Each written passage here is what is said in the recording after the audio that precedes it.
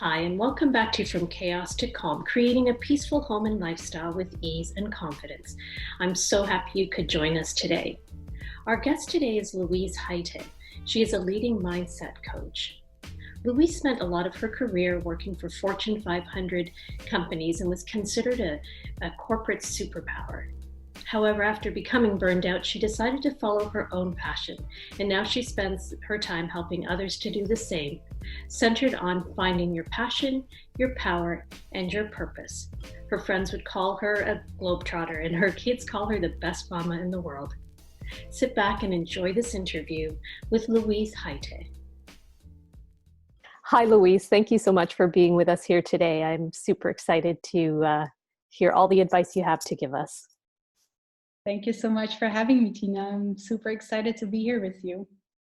Excellent. So today we're going to be talking a little bit about family, motherhood, the juggling act that is, in times of non-stress, but particularly in how we find some sort of balance in that area when we are feeling chaotic or feeling overwhelmed. So I thought to start off with our audience, it would just be great for them to hear a little bit of your background story. It's fascinating how you worked with a lot of entrepreneurs and, being a mom yourself. And if you wanted to just share with us a little bit about what your journey has been going from more corporate into running your own business and being a mom through all of that. Yes, of course. I'm from Belgium originally, and I moved to London. And I started my first job there. So it was a big focus on, growing in my career, growing in my leadership skills. It was great. I worked for a large multinational. And then I decided it was time to go more into the startup route or to explore the startup scene. So I worked there for a couple of years, also in a leadership role, hiring and building out a team of like 30 plus people around the world.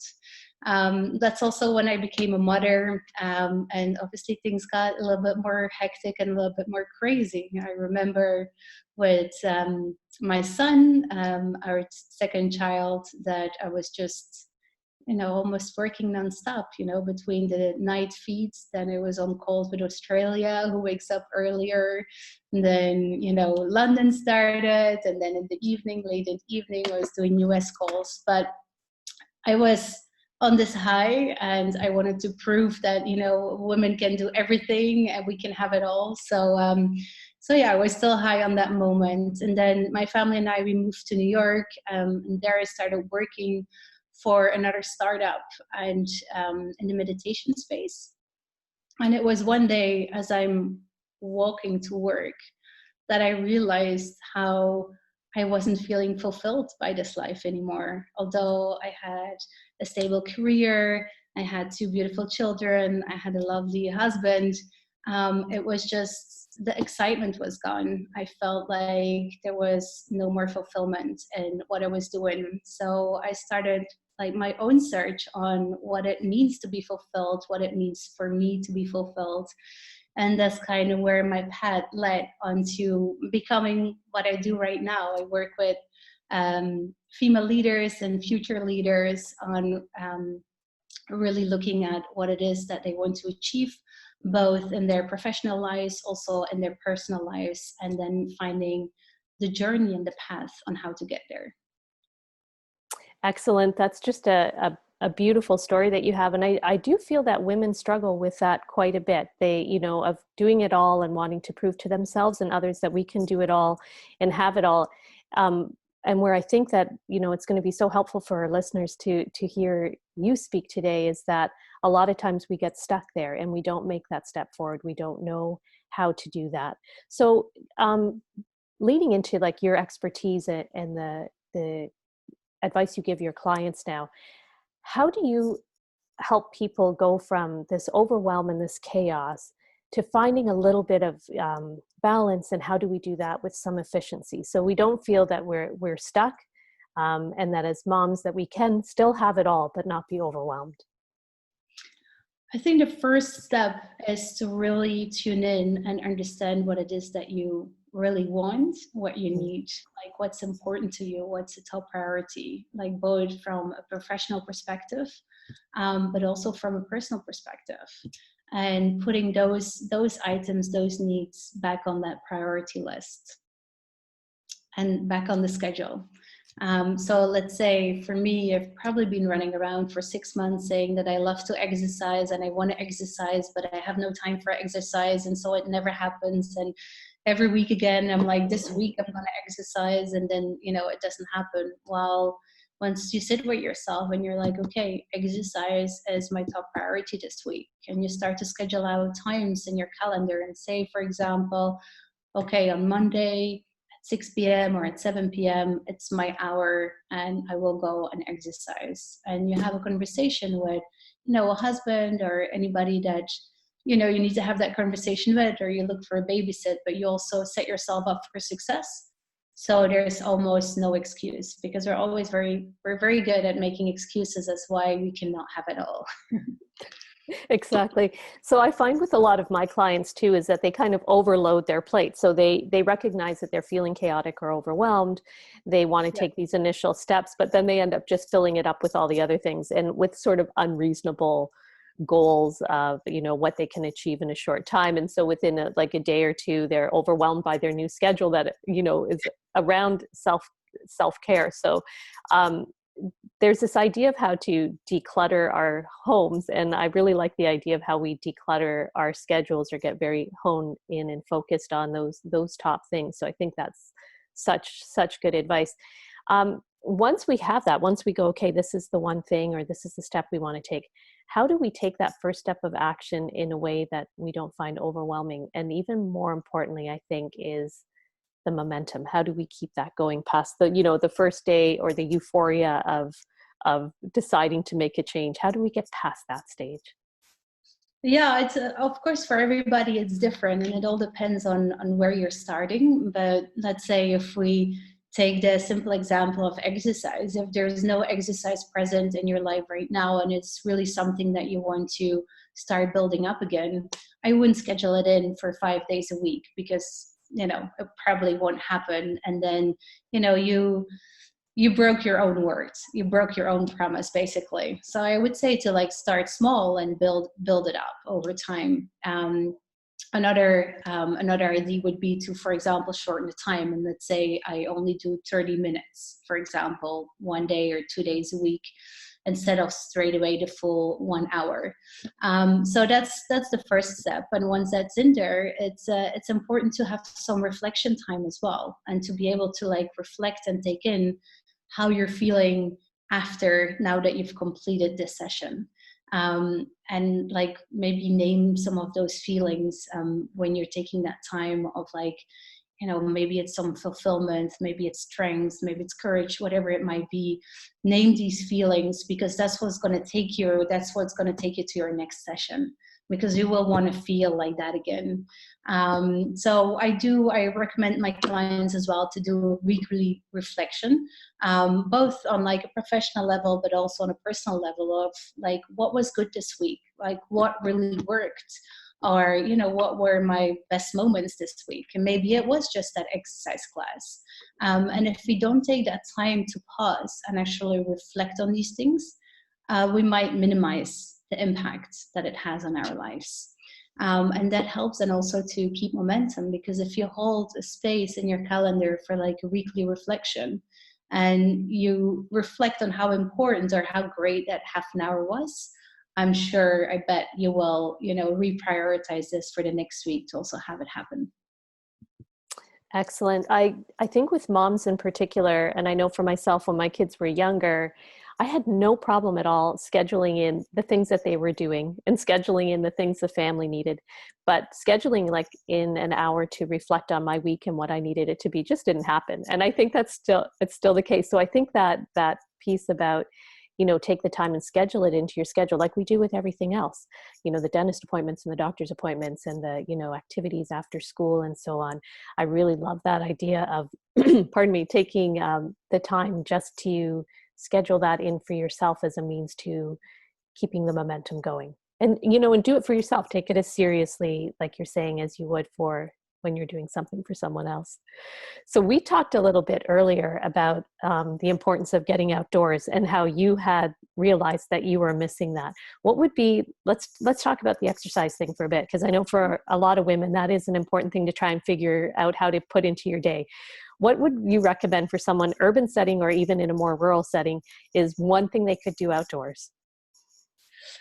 Well, you can roll out your yoga mat literally everywhere. I was always a runner, so I did a couple of marathons and I loved running. But after having children, my hips are like not really working with me that well. So I decided probably I need to change up that routine a little bit. But right now I'm very much into yoga. And once you get the hang of some of the poses, some of the workouts, it's great. You can do it anywhere. Even when you're in the forest, when you're in the woods, there's so many simple exercises. You know, you can just use the nature as your play field, as your playing field. So many things that you could do. It's all about just being present, and how do you want your body to move? Like, what do you feel like? Maybe it's just doing a dance on the beach, or like in the forest, or on the street for that matter. Like, why not? So it's just listening to yourself, really, of what it is, how you want to move. I love it. And that we don't need to necessarily have, a lot of equipment or a gym or something just to start these small things. So thank you for that tip. Dancing on the beach, that may happen soon. Yeah. For me. So before we kind of come to an end of the interview, I wanted to talk just a little bit about a few of your top tips for finding balance. And this is a term that you've coined, like finding balance in the modern madness or in the chaos. What are a few top tips that you would recommend for that?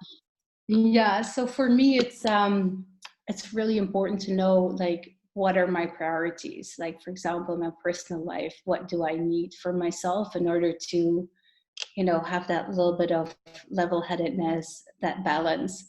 So for example, exercise is one that's really important, and I have my daily routine, and I exercise at least 30 minutes a day. And in the meantime, my family has come accustomed to it. My kids sometimes participate in my yoga routine, which is great, sometimes not, which is also fine. But it's just really setting the expectations as well. If you have, a partner or another half at home, is setting the expectations and having the discussion around what you need and sharing that. Like on the weekends, I like to have 2 hours of alone time, to read without interruptions, or maybe to do some work. But it's about voicing what you want. And I think us as women, we know very well what we want, but we don't always voice it to our partners or other house of like what it is that we need in order to find or have that balance. And I think if you just have or start that communication and start that discussion of what it is that you want, it's so much easier, because I'm sure there's going to be support. Look at it, put it, on top of your calendar. We're very good at sometimes blaming as well, like, it's not happening because of my partner, because of my kids. Well, it just lives in our own mind, and as long as we don't speak out what we really want or what we need, it's not going to happen. Mm-hmm. Like, we have to speak it out, and we have to create it. So I create some time in the weekend for myself, like an hour or 2 hours, which is like my playtime. And so during the week, it's about exercise, also date night with my husband. It's also something so easy that, you easily overlook. But it's important to like schedule those in. And same as you have in a reflection of your week, a personal reflection on how your week has been personally and professionally. I do the same with my husband. I sit down with my husband and we have a talk about like, what do I need next week? What are important things on my calendar that he should be aware of? Where he might need to take some time, or he might be responsible for taking care of the kids. Ja, gaan naar papa liefje. Yeah. Adorable. My time. I feel like they constantly eat. So that's So yeah, that's important. It's about communication and putting your feelings and your needs, expressing them into words and sharing them with the people that can help you make that happen. Excellent. I love that tip because that is, personally for me, one thing that I struggle with a little bit is saying, like, for example, I need 2 hours to myself this weekend. I always see that as some sort of luxury I shouldn't actually be asking for. So I'm going to actually try that this weekend because I talk about it enough.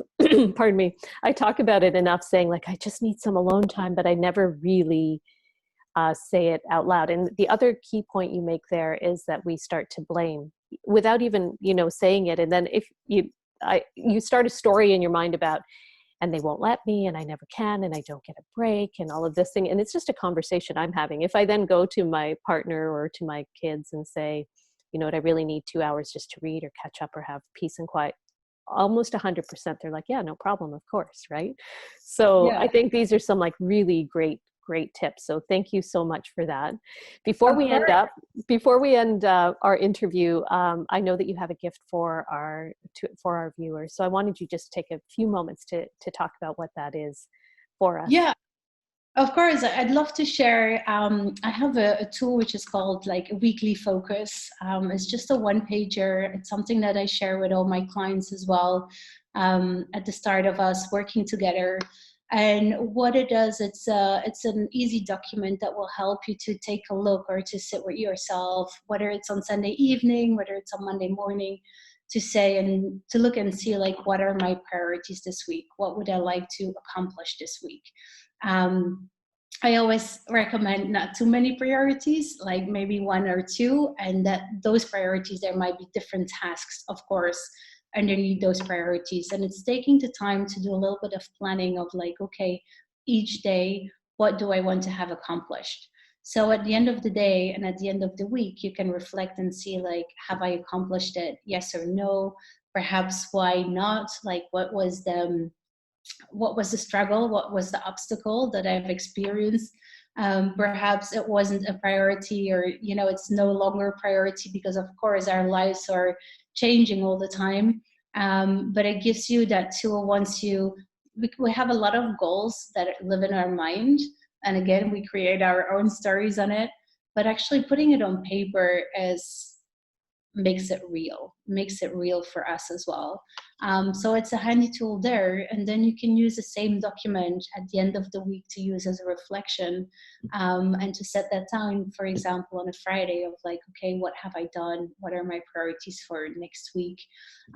It also allows you to actually be proud of the work that you've done, and take a look at what you actually have achieved. And often, we've achieved a lot, but again, we minimize it. As long as we don't recognize, it almost feels like we haven't achieved anything. So just writing it out and giving a little round of applause for yourself also does wonders every now and again. That's awesome. Thank you so much. I love the idea of writing it down, makes it real. So I'm really thankful for myself and on behalf of our viewers that your generosity in sharing that with us. I love the idea of it being sort of a chronicle of our achievements, because you're right, we don't do that enough. And then we end up in this chaotic feeling and don't know how to get there. And if we can go back and see how far we've come, I think that's like a huge step. So thank you so much for that. Thank you also for being with us here, Louise. It was so nice to learn from you and to see you in real time use Yes, the techniques you're teaching us. It was instructions. that was great. It was super nice to just see your kids and see you in action, and it just makes it all more real and valuable to everybody. So thank you so much for being with us today and Wonderful. sharing. My pleasure. My pleasure. So happy to be here. Thank you so much, Tina. And for our viewers who are here today, thank you so much for joining us. Don't forget to click on the link to get your gift from Louise. And thank you for joining us, and we'll see you again on our next episode. Have a great day, everyone. And thank you, Louise. Thank you. Bye.